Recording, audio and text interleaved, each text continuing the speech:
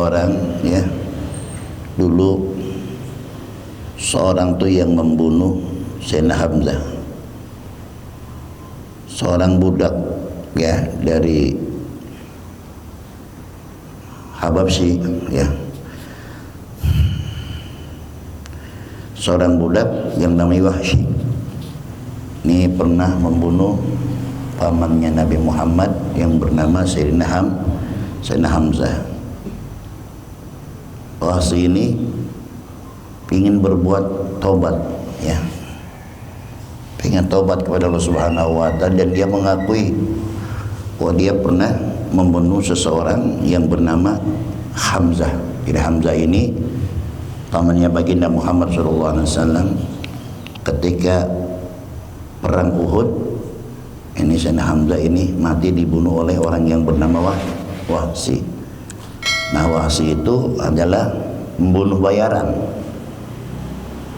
Di Arab Baduy dah istilahnya nih, pembunuh bayaran yang disewa oleh Hindun. Ketika terbunuhnya itu Sayyidina Hamzah, maka Hindun itu minta kepada Wahsy, tolong kau belah dadanya. Setelah terbelah dadanya, diambillah itu jantungnya, dimakan oleh Wahsy, ya, dimakan oleh Hindun. Kemudian saudara sekalian, si Wahsy ingin berbuat taubat kepada Allah Subhanahu wa Ta'ala. Dia mengakui perbuatan-perbuatan dosa. Tapi caranya ketika itu Rasulullah SAW sudah berada di kota Madinah, sementara Wahsy ini masih berada di Mekah.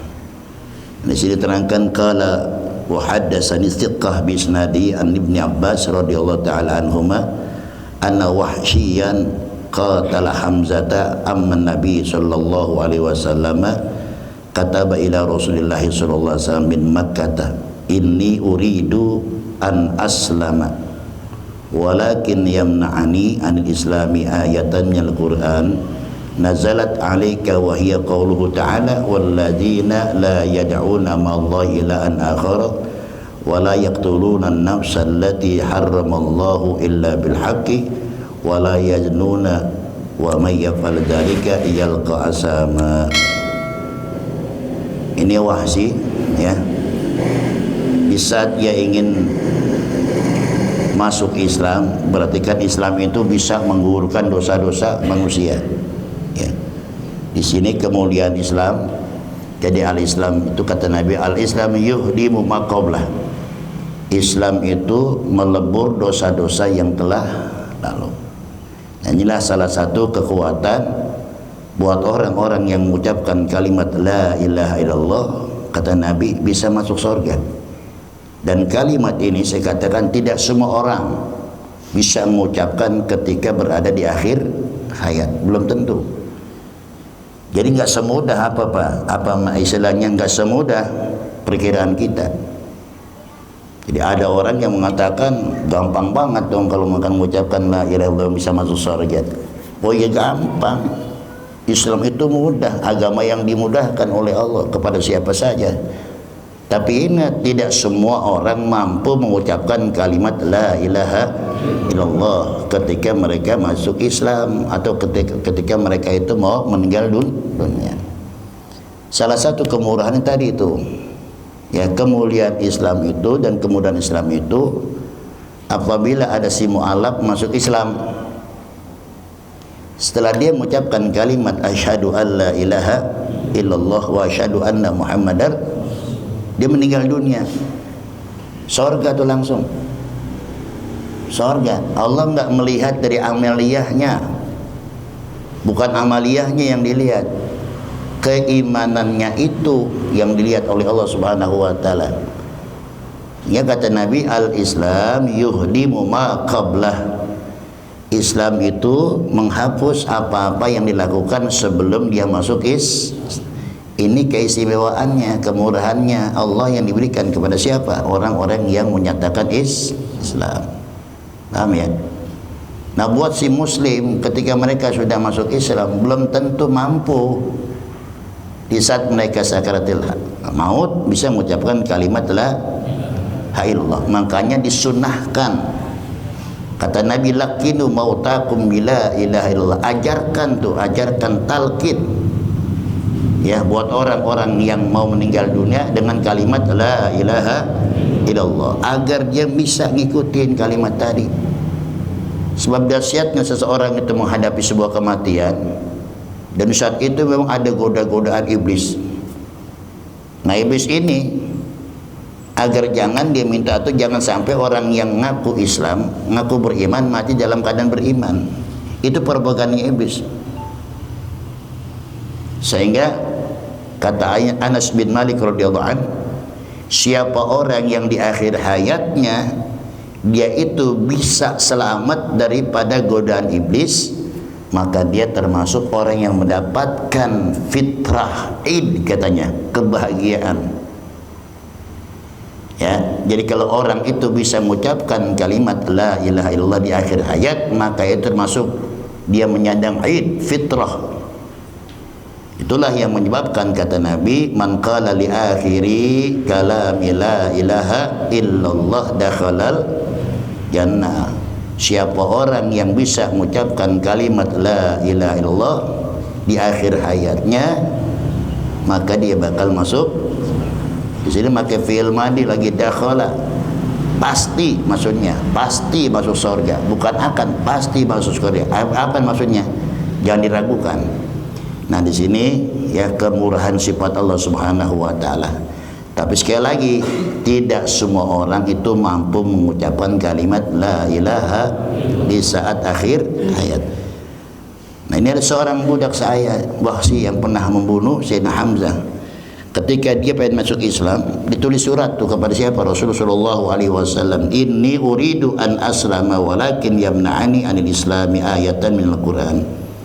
Saya pengen, katanya, masuk Islam, ya, saya ingin beriman kepada Allah, tapi ada ayat yang mencegah saya. Maksudnya ada ayat yang mencegah saya, seakan saya nggak bisa masuk Islam. Apa itu ayat?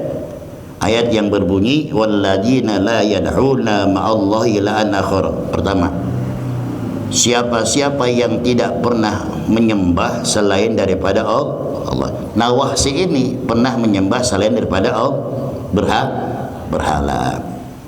Wala yaqtuluna an-nafsa allati haramallahu illa bil haqq. Dan orang yang tidak pernah membunuh seseorang kecuali dalam jalan yang hak.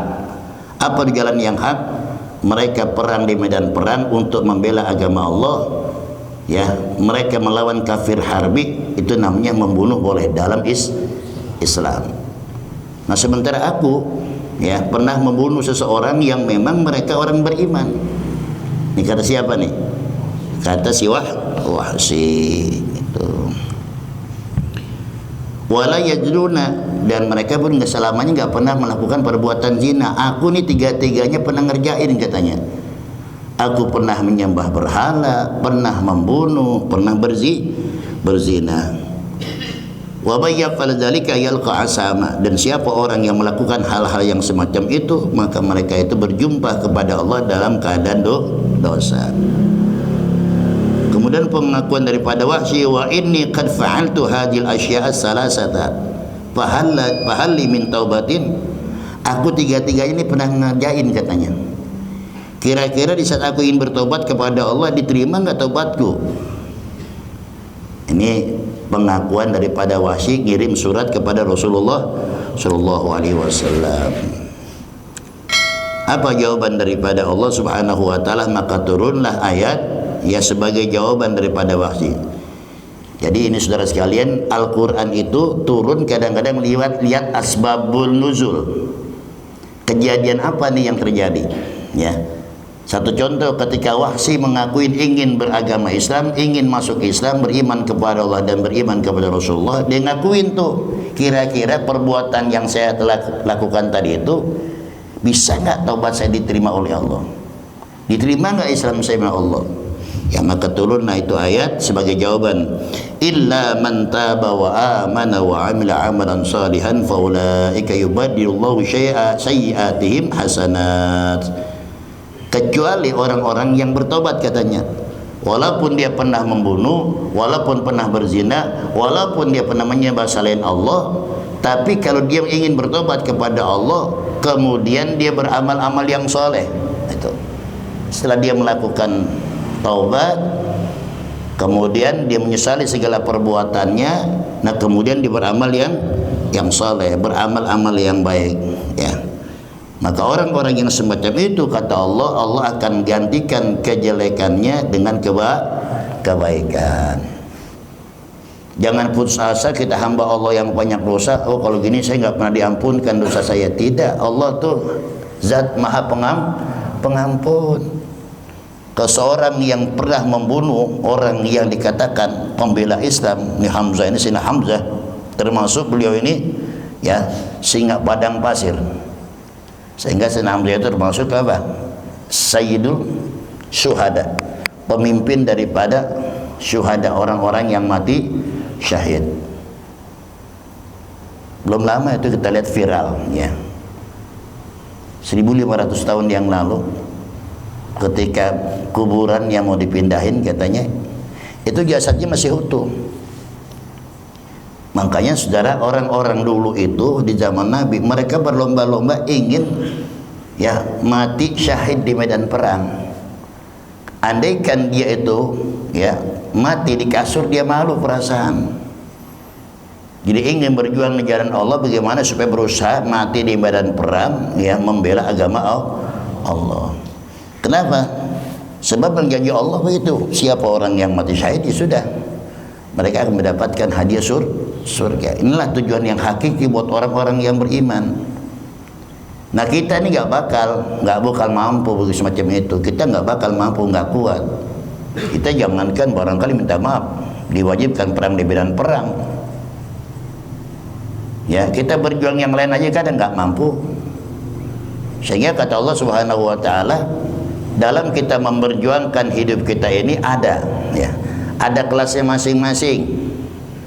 Satu contoh, Allah menawarkan kepada kita, ya ayyuhalladzina amanu hal adullukum ala tijaratin tunjikum min azabin alim. Wahai orang-orang yang beriman, kalian mau enggak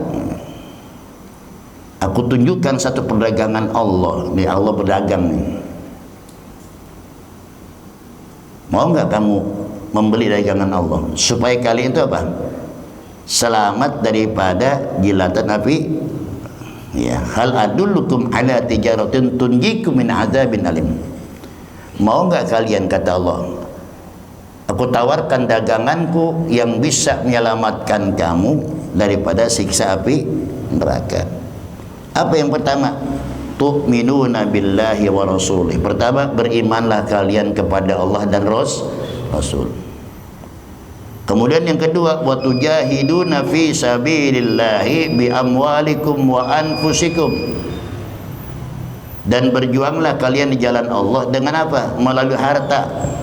Harta dulu yang tawarkan oleh Allah, baru jiwa kamu. Bukan jiwa dulu yang tawarkan oleh Allah. Mau enggak kamu mati di medan perang? Enggak. Allah tawarkan, berjuanglah kamu di jalan Allah dengan sebagian hartamu. Kalau harta sudah habis, harta enggak ada, terpanggil untuk perang di medan perang, baru jiwa kamu. Maksudnya apa? Ya, perang di jalan Allah. Sekarang perangan enggak ada, peperangan enggak ada. Sehingga kata Rasulullah SAW, ketika para sahabat memenangkan perang Badar, ya di saat itu semua tertawa para sahabat, girang menyambut kemenangan perang Badar. Apa kata Nabi? Raja'na min jihadil asghar ila jihadil akbar. Kita baru saja memenangkan peperangan yang kecil. Ada lagi kita akan menghadapi peperangan yang lebih besar. Sahabat bertanya, apa lagi ya Rasulullah? Apalagi peperangan yang lebih besar? Jihadun nafsi, melawan hawa nafsu itu lebih besar daripada perang di medan perang. Terbukti saudara sekalian, minta maaf ya, saya nggak dihasilkan berkali-kali. Kita jangankan medan di perang, turun di medan perang, mempertahankan sholat aja kita nggak kuat. Kita ingin ngajari umat Nabi Muhammad, Kalau kita ngaku umat Muhammad, ikutin sunnah-sunnah Nabi Muhammad semaksimal mungkin. Paksain kalau nggak bisa, sholat jamaah. Ya, saya kadang malu sama Allah, malu sama Allah. Sholat subuh 3 orang, 4 orang, pada kemana ini manusia? Lawan itu, lawan, nggak malu inti sama Allah. Makan rezekinya Allah yang berlipat ganda. Masih mending kan ngerjain sholat. Kadang-kadang udah makan kagak sholat lagi. Lebih malu lagi kita sama Allah. Rezeki kita ngakuin datang dari Allah, sementara disuruh diperintahkan sholat aja kita enggak malu ente sama Allah. Malu aja kira-kira. Kalau ente kehilangan duit 1 juta merasa rugi, kenapa ente enggak merasa rugi kehilangan dunia serta isinya? Cara itu. Siapa yang sholat subuh jamaah 2 rakaat sebelum sholat subuh lebih utama daripada dunia serta, kenapa ente enggak pernah merasa rugi itu? Silakan, nggak apa-apa, cari. Emang kita hidup di dunia cari sebanyak itu, tapi jangan lupa target kita orang beriman kenikmatan akhirat. Itu saudara, ya sering saya ucapkan semacam terserah saudara. Yang penting ya Allah, kewajiban saya sudah sampaikan. Terserah saudara, ya terserah. Saya nggak bisa membuka mata hati saudara, hanya Allah. Tapi saya selalu menekankan, ayo, cambuk buat kita. Ditawarin tuh sama Allah. Ini seorang Wahsy yang punya dosa besar aja, dia ingin masuk Islam, ingin diterima taubatnya sama Allah. Dia bilang, saya pernah berbuat ini, kira-kira Islam terima enggak? Terima. Tuh kemurahan Allah. Illa man taba wa amana wa amila sholihan. Kecuali orang-orang yang bertobat walaupun perbuatan dosa yang begitu banyak, silakan kau bertobat dan beramal yang saleh. Nah, kemudian apa kata Allah? Summah tada, orang tadi itu akan mendapatkan petunjuk. Nah, orang-orang yang melakukan perbuatan jelek, yubadillahu sayiatil hasanat. Allah apa? Yubadillahu sayiatihim hasanat. Allah akan ampunkan dosa si Wahsy tadi itu. Kemudian fakataba ilayya anna fil ayati syaratan aidan fala adri ayashau in ayaghfir li am la. Fanazala qulu ta'ala qul ya ibadiyalladzina asrafu ala anfusihim la taqnatu min rahmatillah innallaha yaghfiru dzunuba jami'a innahu wal ghafurur rahim. Nah, kemudian ketika dia dapat jawaban dari Allah, ya, surat yang ditulis oleh Rasul berupa Al-Quran tadi, walaupun tadi itu dosanya banyak, kalau dia ingin bertobat dan amal soleh, maka Allah akan ampunkan dosanya. Kemudian ditanya lagi, kan ada persyaratan, aku nggak tahu kira-kira tobatku diterima apakah agama Allah Subhanahu wa taala. Maka turun lagi ayat yang berbunyi, ya ibadiyalladzina asrafu ala anfusihim la taqnatu min rahmatillah. Wahai orang-orang yang penuh dengan dosa, kalian enggak boleh putus asa dengan rahmat Allah. Innallaha yaghfiru dzunuba jami'a. Allah akan mengampunkan dosa-dosa kalian semuanya. Innahu wal ghafurur rahim. Allah adalah Zat Maha Pengampun.